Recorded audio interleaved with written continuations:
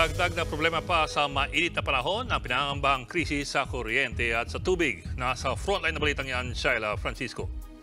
Nakapila ang mga drum at timba ng mga residente sa Barangay Lahog sa Cebu City matapos silang mawalan ng tubig simula pa kahapon.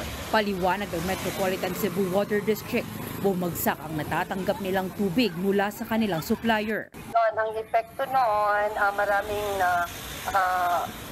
residents na nawalan ng tubig, especially those located sa mga elevated na portion ng barangay.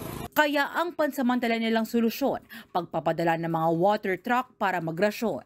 Sa ngayon, aabot na sa 21 lugar sa Cebu ang nirarasyon na nila ng tubig. Kabilang dyan ang Imus, Binalio, Pasil, BJMP Kalunasan, San Jose Talamban, Tapoco Talamban, Sambag Uno, Basak San Nicolas sa Cebu City. Wala ring tubig sa Bulacau, Pardo, Punta Princesa, Calamba, Labangon, Banawa, Tisa at Mambaling.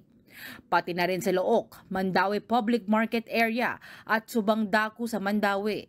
Sa Talisay City, wala ring tubig sa Rabaya Street at Barangay Kansohong. 3 beses kada linggo ang pagrarasyon ng tubig.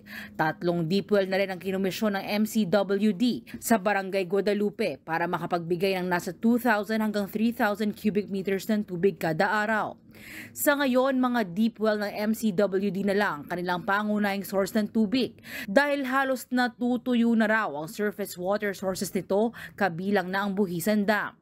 Ganyan din ang sitwasyon sa Angat Dam.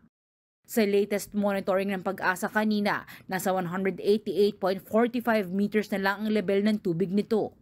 Bumabaya ng bagya kumpara kahapon. Ayon sa DNR, halos kalahating metro ng tubig ang nababawa sa dam araw-araw. Kaya't nangangamba ang National El Nino Task Force sa posibilidad na kapusin ng supply ng tubig sa Metro Manila at posibleng magka-water crisis, lalo't malabo pang umulan sa mga susunod na buwan. Kasabay ng krisis sa tubig ay ang numinipis namang supply ng kuryente sa bansa. Ayon sa National Grid Corporation of the Philippines, na-extend ang yellow alert status ngayong araw. Nagsimula yan kaninang alas 2 hanggang alas 5 ng hapon at alas 6 hanggang alas 11 ng gabi sa Luzon Grid.